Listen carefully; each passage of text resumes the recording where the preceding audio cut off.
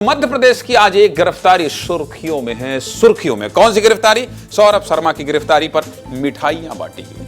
मुझे तो यही समझ में नहीं आया। मैं जब से अपने लोगों से बात कर रहा हूं, अपनी टीम से बात कर रहा हूं, मैंने कहा भाई मिठाई क्यों बांटी, मिठाई क्यों बांटी? देख लीजिए, मतलब मिठाई बांटा जा रहा है। आप किसी अपराधी को पकड़ रहे हो, कोई आरोप है जिस पर आरोप है कि पैसा, भ्रष्टाचार, इतने बड़े बड़े केस चल रहे, मिठाई बांटी। इतना बड़ा सिस्टम से बड़ा हो गया, सिस्टम से बड़ा हो गया।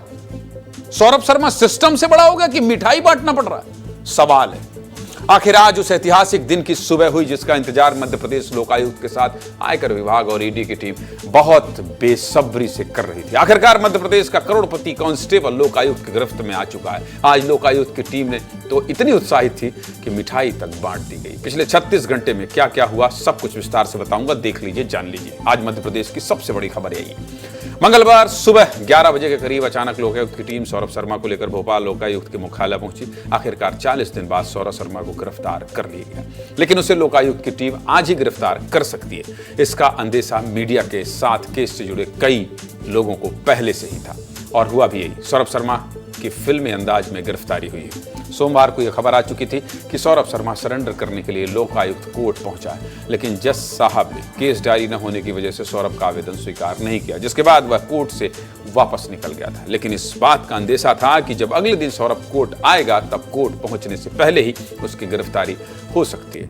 और सौरभ शर्मा के वकील के मुताबिक कुछ हुआ ऐसा ही। सौरभ की गिरफ्तारी के तुरंत बाद उनके वकील ने कहा कि गिरफ्तारी अवैध है, हम सरेंडर करने जा रहे थे। जबकि डीजी साहब से जब सवाल हुआ तो उनका कहना था कि मुझे कुछ नहीं कहना। पहले दोनों की बात सुनिए, फिर आगे बात करें। सुनिए।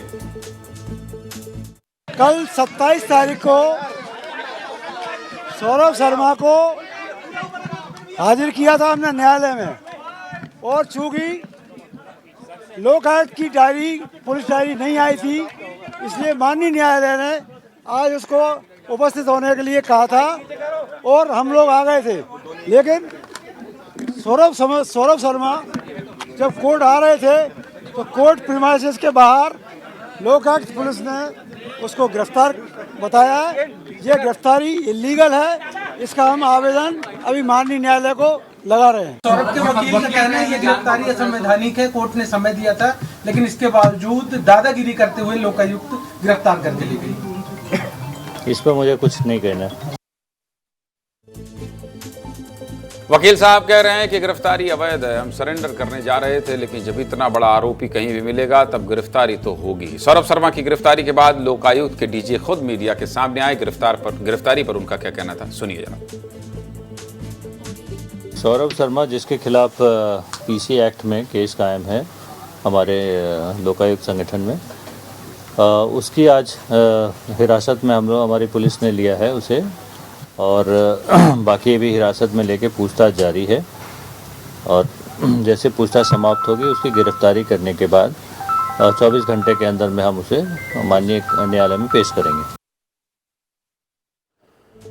फिलहाल सौरभ शर्मा लोकायुक्त की गिरफ्त में है, लेकिन जिस फिल्मी अंदाज में सौरभ शर्मा की गिरफ्तारी हुई उसके बाद की एक तस्वीर भी हर तरफ चर्चा में है, और वो तस्वीर है सौरभ शर्मा की गिरफ्तारी के तुरंत बाद लोकायुक्त के दफ्तर के बाहर मिठाई बांटने की। देखिए किस तरह से लोकायुक्त का एक कर्मचारी दफ्तर से बाहर मिठाई का डिब्बा लेकर नीचे आता है और सबको मिठाई बांटने लगता है। लोकायुक्त के इस फैसले पर हमने डीजी से भी सवाल किया तो मुस्कुराते रहे, कुछ बोले नहीं। आप भी देखिए मिठाई के सवाल पर डीजी का रिएक्शन क्या रहा। आप सुबह से मिठाई बंटवा रहे थे आज? आप सुबह से मिठाई बंटवा रहे थे आज?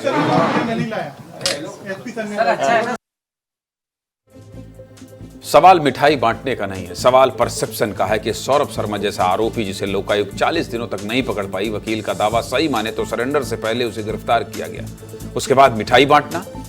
डीजी साहब ये अच्छा नहीं लगता, बस और कोई बात नहीं। इतना ही नहीं, डीजी जयदीप प्रसाद जब प्रेस कॉन्फ्रेंस करने आए तब उन्हें ये तक याद नहीं था कि पहली बार छापा कब मारा था। साथी से पूछा तो उसने बहुत देर तक डायरी में ढूंढने के बाद तारीख बताई। ये भी देख लीजिए। 18 सितंबर ना, ये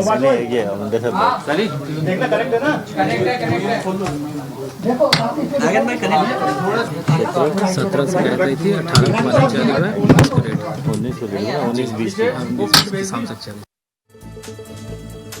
सौरभ शर्मा की गिरफ्तारी के बाद दोपहर तक लोकायुक्त की टीम ने सौरभ के सहयोगी चेतन गौर को भी गिरफ्तार कर लिया और शाम होते होते लोकायुक्त की टीम ने सौरभ शर्मा और चेतन गौर को कोर्ट में पेश किया। कोर्ट ने दोनों को 7 दिन की लोकायुक्त रिमांड पर भेज दिया है। ये तो थी बात सौरभ शर्मा की गिरफ्तारी की। आप में से जितने लोग भी यह खबर देख रहे होंगे उनमें से शायद ही कोई ऐसा हो जो सौरभ शर्मा को ना जानता हो, लेकिन फिर भी जो लोग अभी भी सौरभ शर्मा को ना जानते हों और जो लोग भूल चुके हों उन्हें 9 दिनों की कहानी फिर से याद दिला देता हूं।